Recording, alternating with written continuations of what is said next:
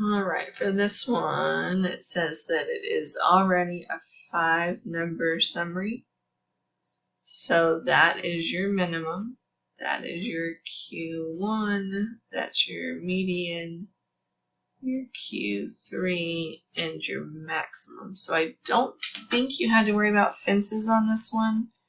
You can just kind of eyeball where the end of your whisker is, where your Q1 is, your median, your Q3, and your maximum.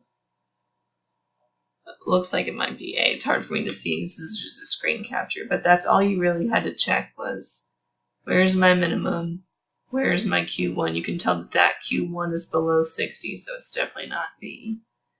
And then same thing here. Here's my minimum. Here's my Q1.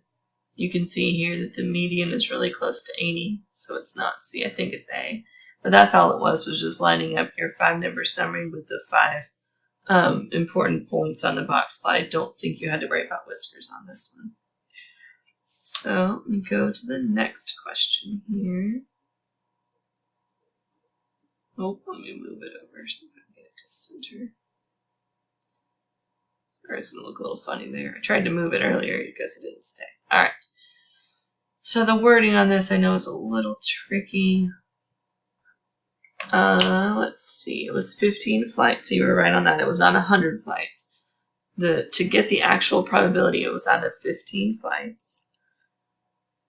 And that says at least 13. So we're going to do 1 minus binomial CDF 15.75 and 13. I think you said you already got that.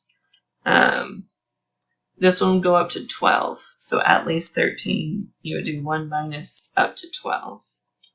So that should give you this answer. Point, let's see, 2361.2361. The 100 is just, it's like pretending like that's at 100%. So if we scaled the 0.2361 to 100 trials, if we multiplied by 100, it would be that 24. And it's, okay, so the difference, but I think your question was between A and C, because I don't think D is the right number, and I don't think B is the right number. So let's look. So A says, in 100 trials of the experiment, we expect about 13 to result in at least 24 flights. Well, the question's not asking about that. It's asking at least 13. So we know it's not answer choice A. B says, in 100 trials of the experiment, we expect about 16 to result in at least 13 flights. 16, I'm not sure where they're getting it from because the number we're using is the 0.2361. So B doesn't make any sense. In C, it says in 100 trials, we expect about 24, which is 24 out of the 100, which if you were to round this is about 0.24, sorry for the rough handwriting, about 0.24 in at least 13 flights being on time. And the last one, again, this 45, I'm not sure where they're getting that from, so that's not right. So that is why that's C. Then part D is saying the probability that fewer than 13 flights are on time, so that would be a binomial CDF again. 15.75.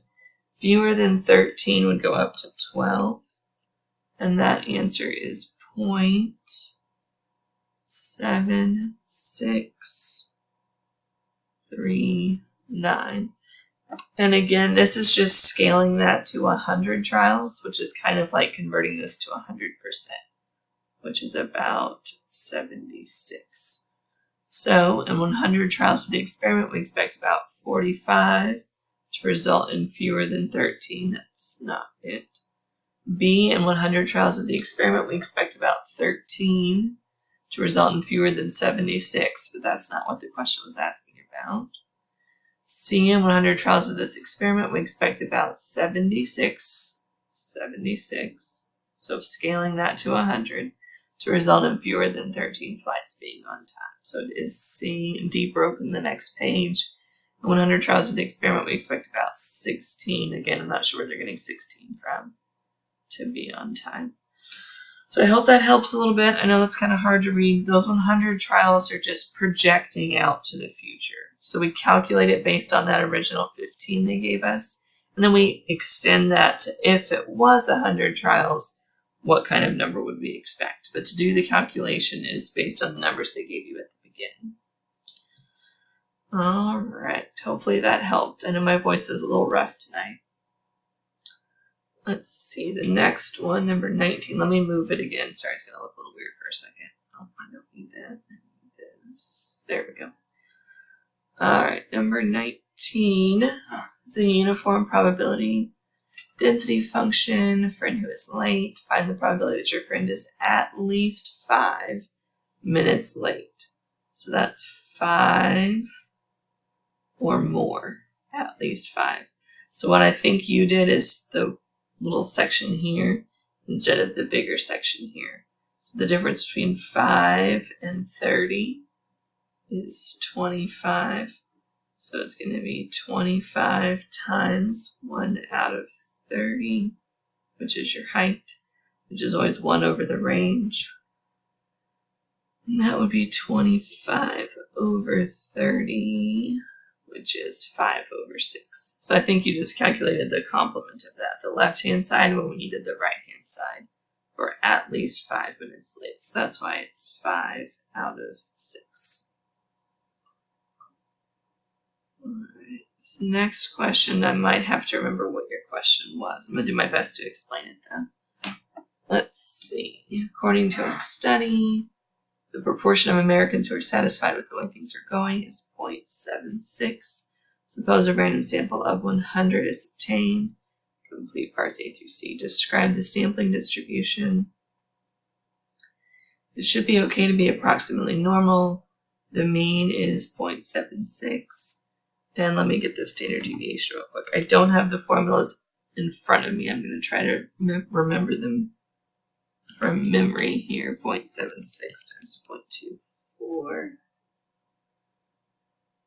times the sample size, I believe. I'm going to look that up real quick. Bear with me here. I'm going to pause this.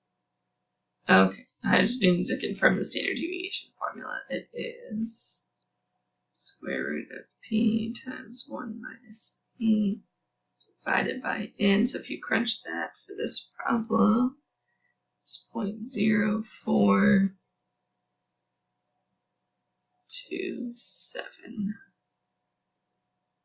which would be D. So approximately normal, the mean is the same, and standard deviation is they rounded to 0.043. So however it's rounded in this part is how you can round for the subsequent parts. On your final, I recommend 4 decimal places. Like I say in all my videos, better safe than sorry. So always start with 4, and then you can round at the end. In this particular problem, I think they'll accept this rounded to 3 because that's how it was rounded. But let's look at part B. Using this distribution, what is the probability that at least 80 Americans in the sample is satisfied with their lives? Or sorry, are satisfied with their lives. So X is 80. N is 100.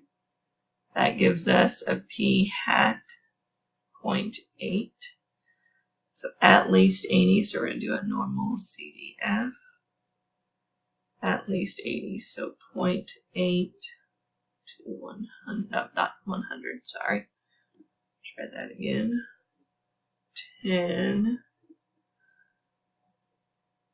to the 99. You could probably do 100, but 10 to the 99 is always safest. And then you're going to use the mean, 0.76. And you can use the rounded one or the 4 digits. Either way is fine. Or you can even type this whole thing in again. It should work all 4 different ways. 2, 7. All right. So normal CDF, 0.8, 10 to the 99. I'm typing in the calculator. I know you can't see me do this part.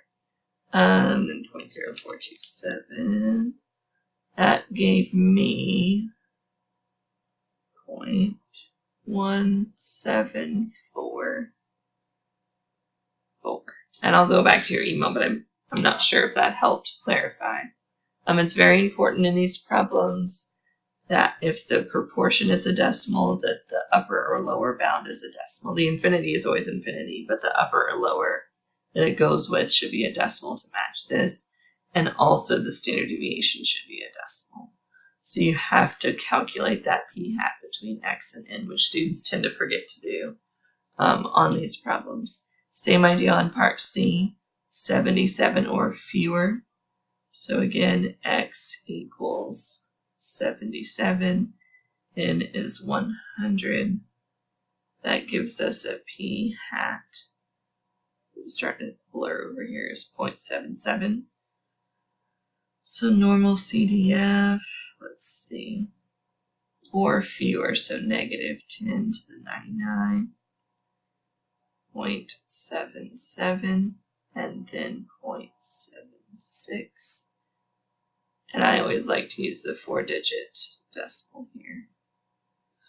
All right, let me type that in, normal CDF, negative 10 to the 99.77, 0.76, and 0.0427. I got 0.5926. So I'll go back and check your email, but hopefully that clarified what you were having trouble with on those two problems. All right, I'm going to pause there. I'll record the last one separately because I don't want to run out of time, and I have a 15-minute limit on these recordings.